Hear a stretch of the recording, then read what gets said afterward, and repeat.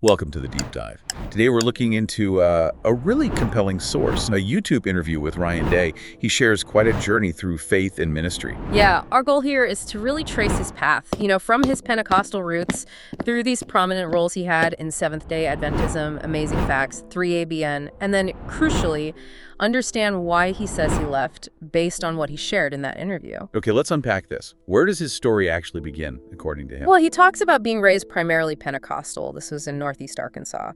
And being drawn to music and preaching pretty early on. He describes it as, vibrant. By and by, when the morning comes, all the saints of God will gather home. We will tell. That sounds quite different from where he ended up later. Yeah. How did that shift happen, the move into Seventh-day Adventism? It seems it happened toward the middle of his college years. He mentions encountering Adventist doctrines, initially through some old VHS tapes his family had. VHS tapes, wow. Yeah, it kind of dates it, doesn't it? But that led him to actually start keeping the Sabbath before formally joining the church. He eventually joined maybe around 14 years ago, based on his timeline. You mentioned the contrast before. Right. He shared this really vivid memory. He said that first Adventist service felt almost like a funeral compared to the Pentecostal style he knew. That really paints a picture of the cultural change for him. That's quite an image. So, okay, he joins the church. How did he get into ministry so quickly within Adventism? Pretty fast, actually. He went to the Amazing Facts Center of Evangelism. People often call it AFCO. It's one of their ministry training programs. Right, heard of it. So after that, he was an evangelist for Amazing Facts for about 5 years. Then he got an invitation to join the team at 3ABN, which is a big Adventist TV network. He was there for several years, too. So he definitely moved up within that world. But you mentioned theological disagreements started cropping up.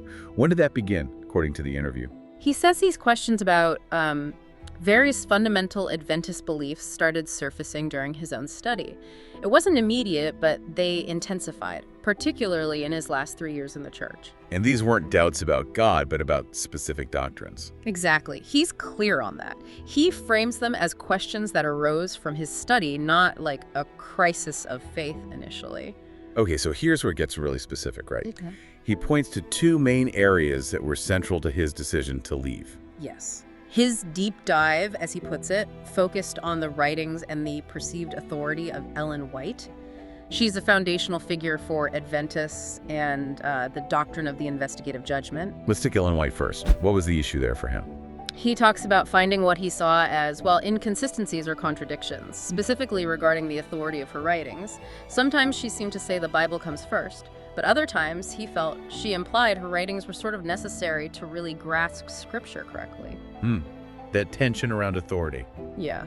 And he also mentions looking at different accounts of her visions, like the Jacob and the angel story, and finding discrepancies between how it's described in different books attributed to her. That kind of thing raised questions for him. Okay, so that's Ellen White. What about the investigative judgment? What aspect of that became a problem? Right. The investigative judgment, that's a specific Adventist belief about a heavenly judgment starting in 1844, before the Second Coming. He basically started questioning the scriptural basis and the traditional interpretation of that doctrine. It became a really key point of study and eventually disagreement for him. Were those the only things, though? Were there other contributing factors he mentioned? Those two were primary, definitely. But he does say other points became significant, too, as he studied more. Things like the traditional view of the remnant church, how Adventism often sees itself in that role. Okay. And also the scriptural arguments for identifying the mark of the beast, specifically with Sunday worship. And he notes, he himself had taught these very positions for years. That must have been complex. Did he say anything about his training, like at AFCO, versus maybe a more traditional seminary path? He touched on that, yeah. Yeah. Contrasting the kind of training you get in some independent ministries versus maybe a university seminary setting. He talked about perceived differences in, let's say, theological depth, or perhaps the openness to really question certain established doctrines within different parts of the Adventist world. So, acting on these conclusions, these shifts in belief, it sounds like it came at a real cost. Oh, absolutely. A significant personal cost, based on his account. After he communicated where he stood theologically, he was asked to leave 3ABN, and his wife, who also worked there, lost her job as well because of the situation. Wow, that's tough. for both of them. He's very open about how difficult that transition was. The pain of seeing his wife deal with anxiety from the sudden job loss, the uncertainty, and just navigating how the community reacted after he'd spent his whole adult life, his career in that church and its ministries. Yeah. He does make a point that his experience sort of highlights that Adventism isn't monolithic. There are different cultures within it, and maybe different levels of tolerance for, challenging the status quo.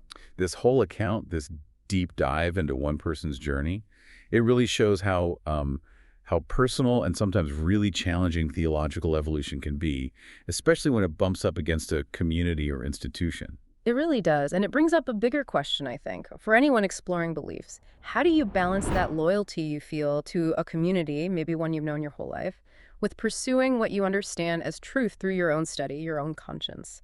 And, what does belonging even mean when your convictions start to shift? Definitely something to think about as you continue on your own learning journey.